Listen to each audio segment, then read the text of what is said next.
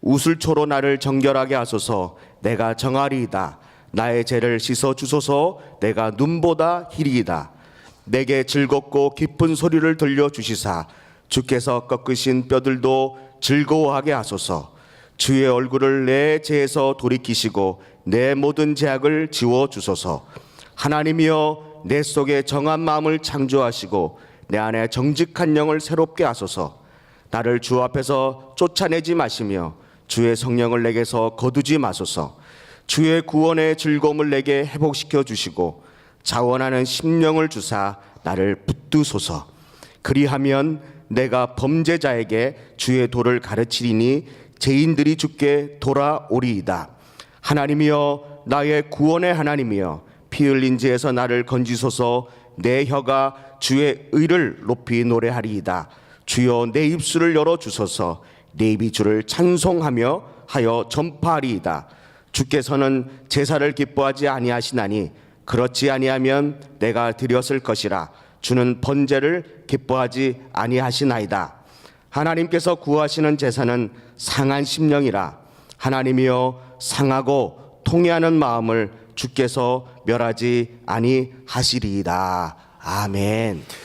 여러분, 우리가 신앙생활할 때 가져야 될 가장 기본적인 마음이 있어요. 그게 뭐냐면 하나님은 우리에게 좋은 것 주시기를 원하신다는 거예요. 그러니까 하나님이 우리에게 하시는 말씀들이 있어요. 예배 드려라, 모이기에 힘써라, 뭐 11조를 해라, 전도를 해라, 교회 봉사를 해라, 교제하라, 이런 모든 얘기들은 우리에게 부담이 아니에요. 부담이.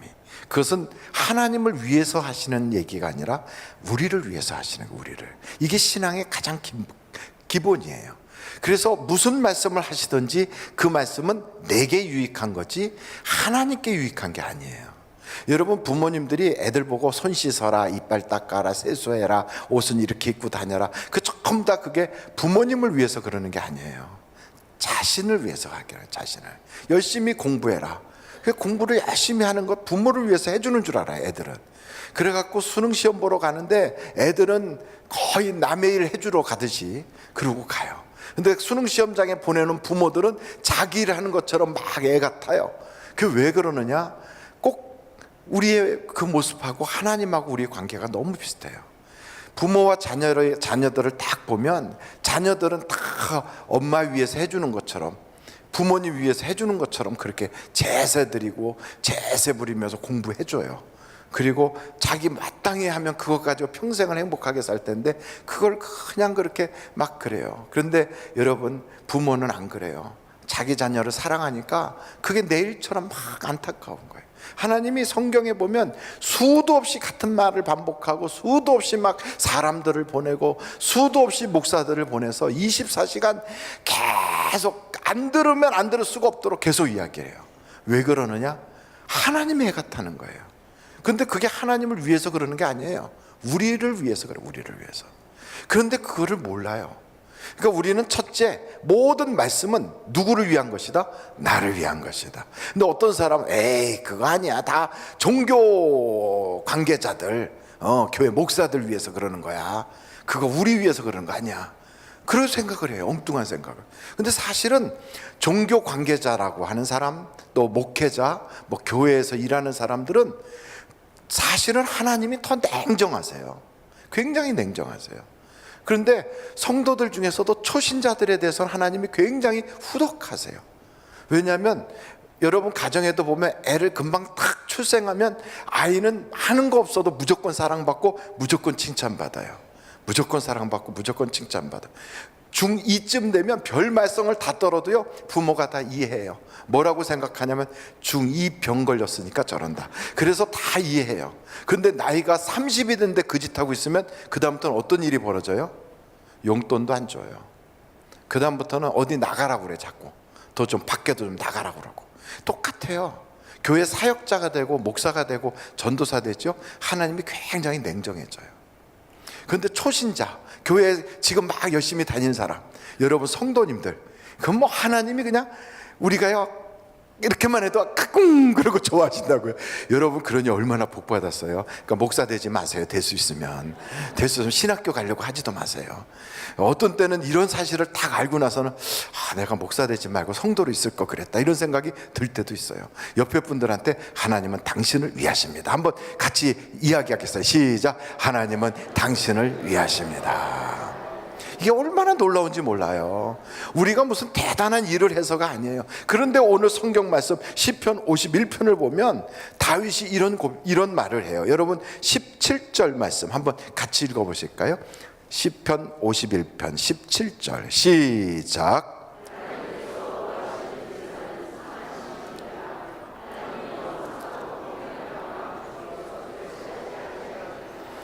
하나님이 원하는 게 상한 심령이래요. 막 가슴이 아프고 막 마음이 아프고 내 마음이 막 무너지듯이 아프고 막 이런 그런 모습을 하나님이 기뻐한다는 거예요. 그래서 우리가 예배드리러 갔을 때 막 가슴을 치고 그러면서 속으로 그래 바리새인은 난 이렇게도 하고 이렇게도 하고 막 그 얘기하는데 옆에 있는 세리는 감히 하늘을 우러러 보지도 못하고 가슴을 치면서 나는 죄인입니다 막 이러고 하나님은 우리가 그런 꼴 하기를 좋아하는구나. 그러니 우리가 기뻐하고 웃는 꼴을 못 보시는구나. 그런 생각을 해요. 그래갖고 우리가 마치 교회 가면요 거룩 이런 식으로 다 장례식 집에 있는 것처럼 그런 분위기를 만들어야 되는 줄로 착각해요. 그렇지 않아요. 하나님이 이렇게 말씀하시 이걸 기뻐하는 이유가 있어요. 우리가 우울증 환자되라고 그러는 게 아니에요. 하나님은 이걸 통하여 진짜 기쁨을 맛보게 하려는 거예요. 아멘이 아까보다 많이 줄었어요. 아멘. 큰 소리로 아멘. 여러분 보십시오. 우리가 우울해지기를 원하는 게 아니라는 거예요. 그런데 왜 그러면 여기에 한번 17절 다시 눈으로 보세요. 하나님께서 구하시는 제사, 구한다는 건 우리한테 그런 걸 요청하는 거예요. 어떤 제사, 어떤 예배를 요청하시는가? 그랬더니 뭐라고 그랬어요? 상한 심령이래. 상한 심령. 그러니까 막 broken heart, 그러니까 완전히 마음이 막 깨지고 막 부서지고 슬픔으로 눈물 뚝뚝 흘리고 이런 걸 하나님이 나한테 요구한단 말이야. 그리고 하나님은 내가 막 행복해하고 기뻐하고 즐거워하지 않고 교회 가서 앉아있을 때는 항상 눈물 찔찔 흘리고 그런 걸 원하시는가? 그런 생각을 한다고요. 근데 그건 아니에요. 이거를 하시는 분들은 몇 가지 그 이유가 있는 거예요. 여러분 눈물은 교회 가서 눈물은 아무 때나 흘립니까? 은혜 받을 때 흘립니까? 은혜 받을 때 흘려요. 그럼 눈물을 흘리고 나면 그 다음에 기쁩니까? 그 다음부터 여전히 계속 슬픕니까? 벌써 이렇게 답이 다 나왔어요. 하나님은 그래서 우리가 초상집 인생이 되길 원하지 않고 잔치집 인생이 되길 원하는 거예요. 그러니까 우리 하나님은 우리가 항상 행복하고 즐겁기를 원하세요. 그 즐겁고 행복하길 원하시는데 그 즐겁고 행복한 것을 어떻게 얻게 하려고 하시는가, 이게 중요한 거예요. 여러분 진품이 있으면 짝퉁이 있어요. 진짜 행복이 있다면 가짜 행복도 있어요. 가짜 행복을 어떤 것들이냐면 그냥 눈에 좋고 입맛에 달달하고 귀에 듣기 좋고 하는 그런 세상적인 모든 것들은 금방 행복해져요. 기뻐요. 좋다고요. 근데 그게 오래 갑니까? 안 가요. 그리고선 허전해요. 그리고 자꾸 더 다른 걸 원해요. 제가 사탕을 무지 좋아해요. 그래서 제 차에는 사탕이 항상 가득 차 있어요. 여러분 나이 드신 분들은 사탕이 항상 필요해요. 잘 모르시는가 본데 사탕이 필요해요. 제가 그 옛날에는 사탕보다는 다른 걸 더 이렇게 먹었어요. 사탕보다는 과자 쪽을 좋아했어요. 근데 조금 이제 한갑이 지나고 났더니 사탕이 훨씬 좋더라고요.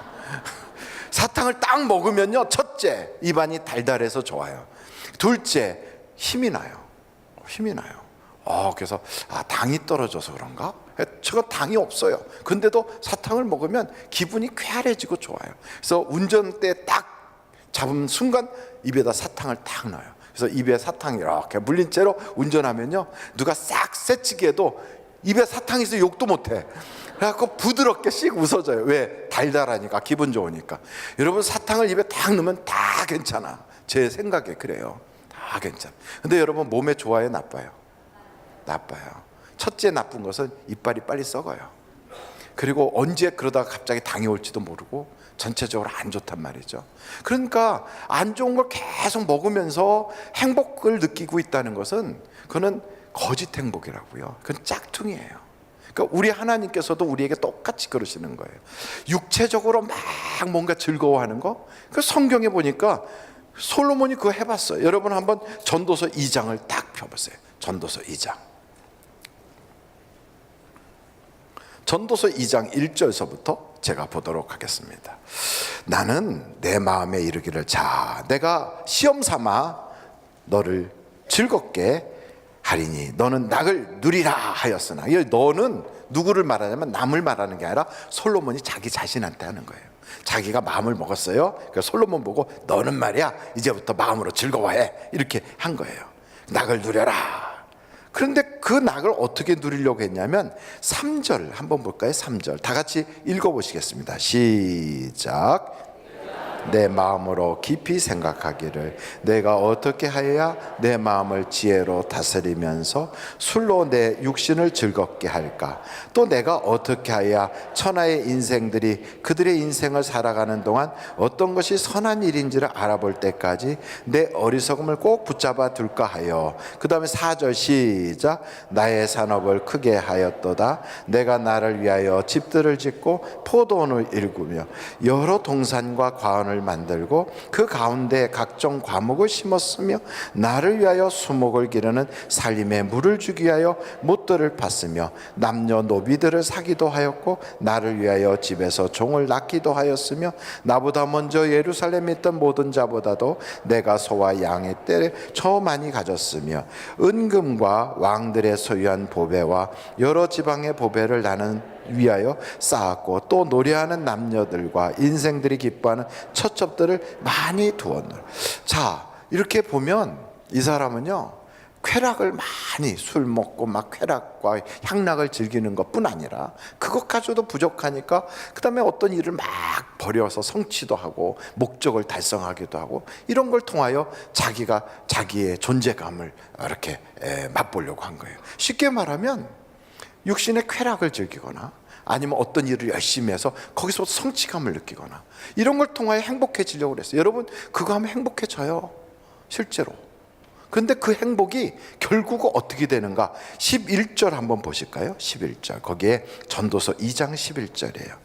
다 같이 한번 읽어보실까요? 시작. 그 후에 내가 생각해 본즉 내 손으로 한 모든 일과 내가 수고한 모든 것이 다 헛되어 바람을 잡는 것이며 해 아래에서 무익한 것이로다. 그러니까 여러분 세상에 성공했다고 말하는 사람들, 사업을 크게 벌인 사람들도 허전한 거예요. 다 하고 나서 허무해지는 거예요. 허무하고 허전하면 사람이 그 허공과 같이 공허한 마음을 뭔가로 채워야 되거든요. 그러니까 사업을 크게 하면서 막 성공했다고 하면서 허전하니까 그걸 가지고 다른 향락으로 빠지거나 아니면 또 다른 어떤 것을 찾거나, 정치적으로 성공하고 세상에서 권세를 잡고 권력을 잡았다고 하는데 보면 또 그래요. 그래서 꼭 뭐와 같으냐면 사막과 같아요. 사막이 모래가 가득 찼는데 거기에다가 물을 부어요? 금방 없어져요. 또 갖다 부어요? 금방 없어져요. 사막은 갖다 붓고 부어도요 만족함이 없는 거예요. 똑같이 돈을 벌고 또 벌고 또 벌고 막 벌어요. 그런데 만족함이 없어요. 그 기쁨이 오래 안 가요. 짝퉁이라서 그래요. 그 또 막 향락을 즐겨요. 그거 얼마 안 가요. 그거 가지고 만족을 못 해요. 그리고 돈을 막 번다고 또 혹은 그냥 뭔가 일을 성취해 갖고 막 남들에게 잘한다, 뭐 수고했다, 멋있다, 막 그 소리를 들어요. 얼마 못 가요. 허전해요. 허무해요. 이 세상의 모든 일들을 가만히 보면 다 똑같아요. 결국은 사막에다 물 붓게 하는 거와 똑같더란 말이죠. 이런 일을 통하여 잠깐 얻는 기쁨은 잠깐이에요. 잠깐. 그것은 다 짝퉁이라서 그래요. 짝퉁. 하나님은 그걸 통하여 우리가 행복해질 것 같으면 우리에게 그걸 주실 거예요. 근데 그게 우리에게 진정한 행복을 줄 수가 없다는 걸 하나님은 아시는 거예요. 그 어떻게 해야 진품 기쁨을 맛보시나요? 진품으로 우리가 행복해질 수 있는가? 그 진품 행복을 어디서 느끼냐면 하나님과의 관계에서 얻을 수 있는 거예요. 하나님과의. 그래서 하나님과의 관계가 바로 되면 그때 비로소 우리의 행복은요, 세상이 줄 수 없는 행복으로 바뀌는 거예요.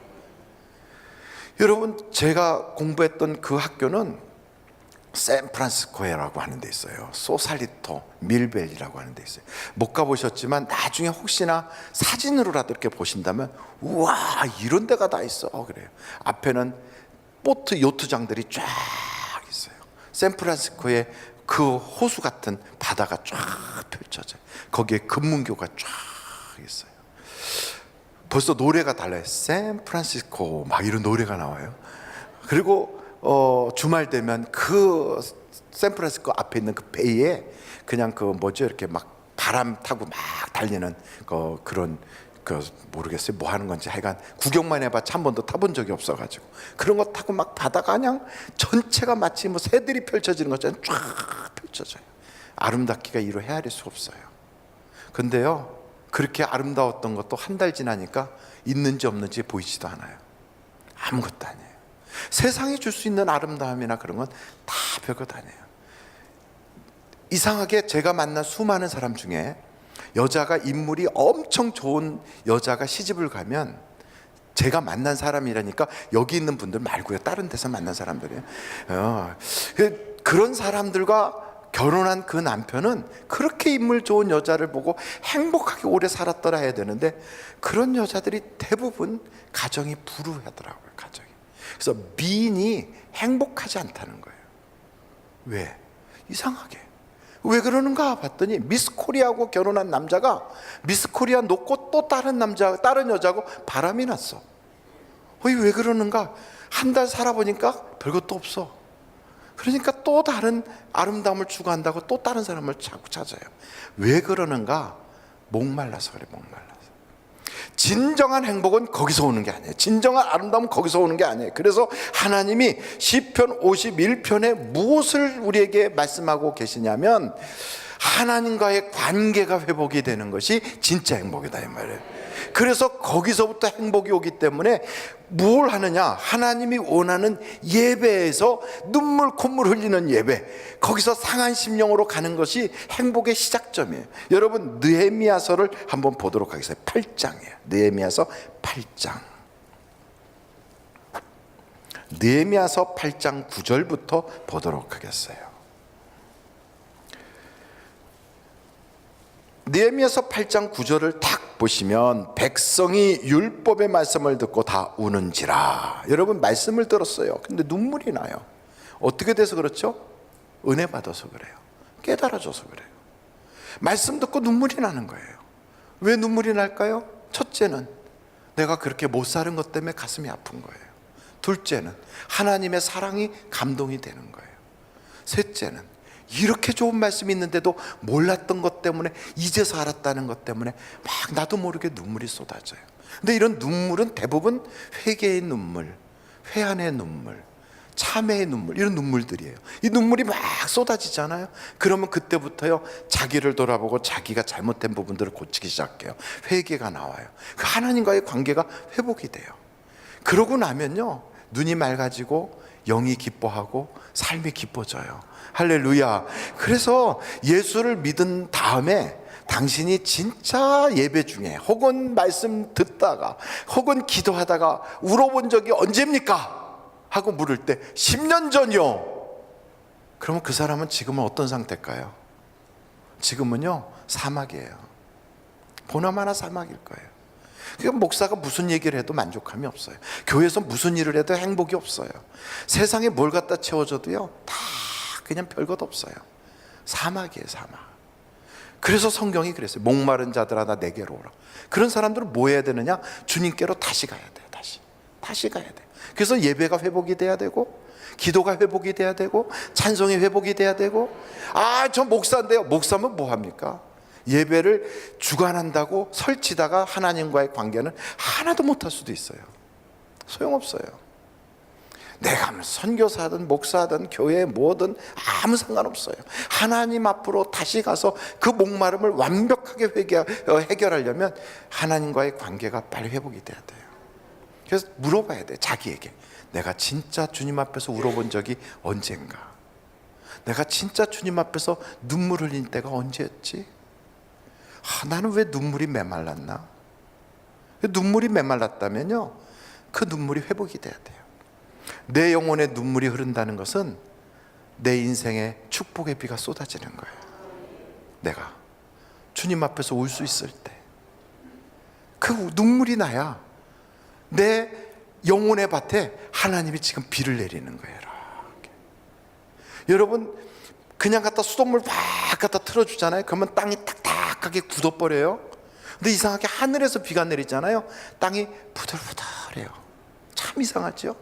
그러니까 인위적으로 갖다 부어놓은 물은 그게요, 자꾸만 이상하게 곡식들을 메마르게 하지만 하늘에서부터 내린 비는 땅 전체를 비옥하게 만들어요. 그래서 우리가 세상의 가짜 짝퉁의 기쁨으로 우리의 마음을 즐겁게 해보려고, 그래서 그냥 속으로 기쁘다, 나 기뻐, 기쁘다, 아무리 해봤자 소용없어요.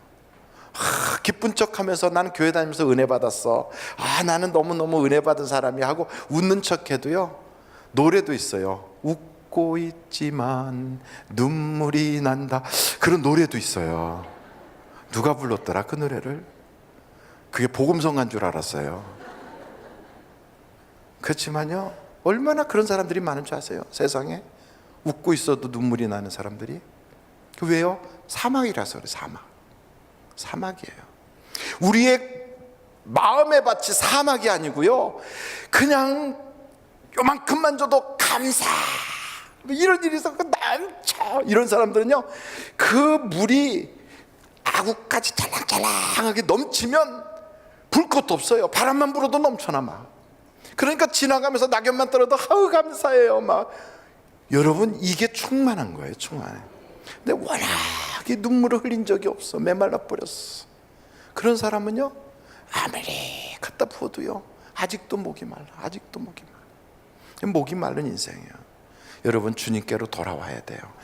그래서 여기 보니까 그래요. 느헤미야서 8장 9절 한번 다시 읽어보실까요? 시작. 백성이 율법의 말씀을 듣고 다 우는지라. 총독 느헤미야와 제사장 겸 학사 에스라와 백성을 가르치는 레위 사람들이 모든 백성에게 이르기를, 오늘은 하나님이 여호와의 성일이니 슬퍼하지 말며 울지 말라 하고, 느헤미야가 또 그들에게 이르기를, 너희는 가서 살찐 것을 먹고 단 것을 마시되 준비하지 못한 자에게는 나누어 주라.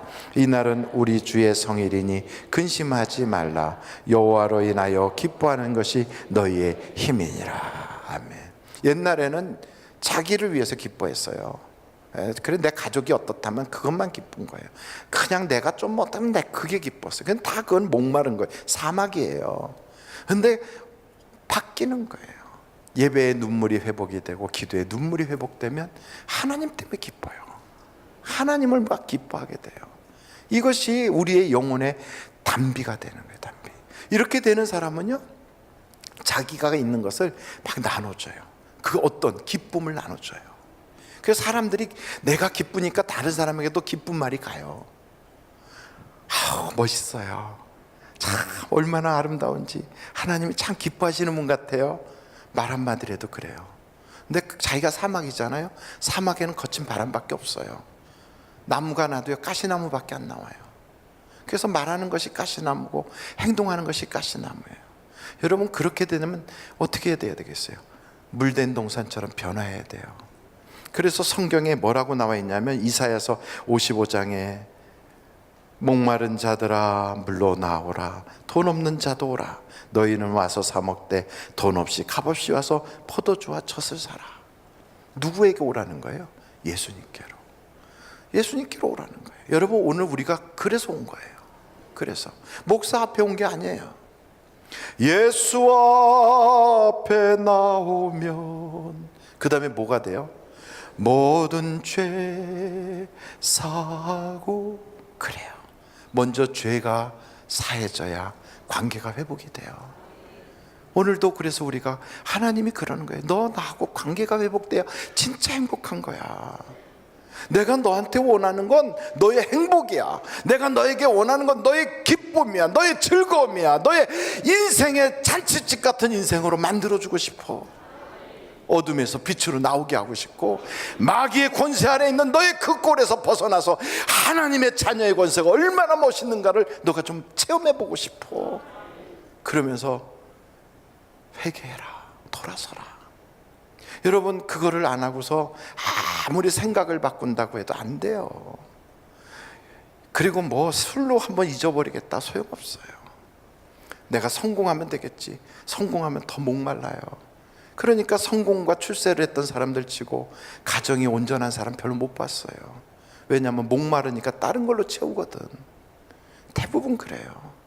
돈 많이 벌어보십시오. 우리 남편이 돈을 무지 많이 벌었으면 좋겠다. 그러면요, 여러분 놓고 살질 않아요. 다른 여자 또 껴있어 거기에. 그러니까 지금 버는 만큼 버는 걸 감사할 수 있어야 돼요. 요만큼 버니까 내 남편이 내 옆에만 있구나. 얼마나 감사해요. 여보, 왜 남들은 많이 벌어오는데 당신은 막 그러지 마세요. 하나님 감사해요. 내 남편이 많이 안 벌어오게 해주셔서 감사해요. 많이 벌어보십시오. 그럼 벌써 돈이 많은 걸 알면 이런 여자가요, 머리 빨갛게 칠한 여자가 사장님 이러면서 나오기 시작해요. 막 미니스커트도 아니고요, 그냥 한 뼘짜리 옷 같은 거 있죠. 이런 거 탁 두르고 막 그냥, 그리고 뭐 옷을 입었는지 안 입었는지 그런 여자들이 막 앞에서 왔다리 갔다리 해요. 정신 하나도 없도록. 그러고 나서 그 돈 다 떨어지면 그 사람들 다 어디로 갔는지 없어져. 그 돈 빨아먹을 때까지 거기서 그러고 있으니 여러분 인생이 얼마나 고달퍼요. 그러니까 감사하세요. 못 벌어오는 남편을 볼 때마다 감사하고, 힘들게 살 때마다 감사하고. 할렐루야. 예, 그런데 행복은 거기서 오는 게 아니라니까요. 진정한 행복은 하나님과의 관계가 회복될 때. 그래서 여러분, 이게 충만해지잖아요. 하나님과의 관계가 회복이 돼서 충만해지면 관심이 어디로 가느냐. 그 전에는요, 음식을 먹어도요, 맛있다, 맛이 없다, 내가 배부르다, 배가 부르지 않다, 이걸로만 따졌어요. 근데 좀 더 철이 들고 나이를 먹으면 몸에 좋다, 몸에 안 좋다, 이런 걸로 따지잖아요.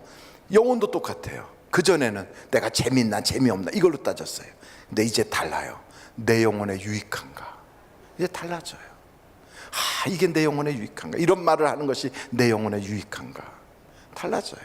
교회 생활이 달라져요. 다른 사람들과 막 어울려서 얘기할 때도 이 말이 과연 내 영혼에 유익한가. 달라지는 거예요. 그래서 그때부터는 생각하는 것과 말하는 것과 행동이 달라지잖아요. 그 하나님께서 이렇게 우리에게 원하시는 게 그거예요. 이 다윗을 보십시오. 다윗을. 여기 오늘 내용이 그러잖아요. 내가 하나님이 원하는 제사는 어떤 것일까? 관심이 어디에 있어요? 예배가 있어요. 예배가 있어요. 하나님이 구하는 그 예배는 나의 상한 심령이구나. 하나님의 관점에서 보기 시작하는 거예요. 내가 얼마나 예배 때 감동을 받았나, 내가 얼마나 은혜를 받았나, 내가 예배를 통하여 얼마나 깨달았나, 이런 게 아니에요. 하나님이 원하는 것이 뭘까? 하나님 기뻐하는 게 뭘까? 관심이 전체 하나님 쪽에서 있어요. 그러면서 그의 관심은 돈 얼마나 벌었나, 우리 애가 어떻게 잘 되나, 이쪽이 아니에요. 예배예요. 관심이 딱 바뀌어요. 여러분, 그렇게 되는 사람들은 그 다음에는요, 내가 기쁨을 나눠준댔잖아요. 내 마음을 정하고 정해서 그 성령이 나를 버리지 않는댔잖아요.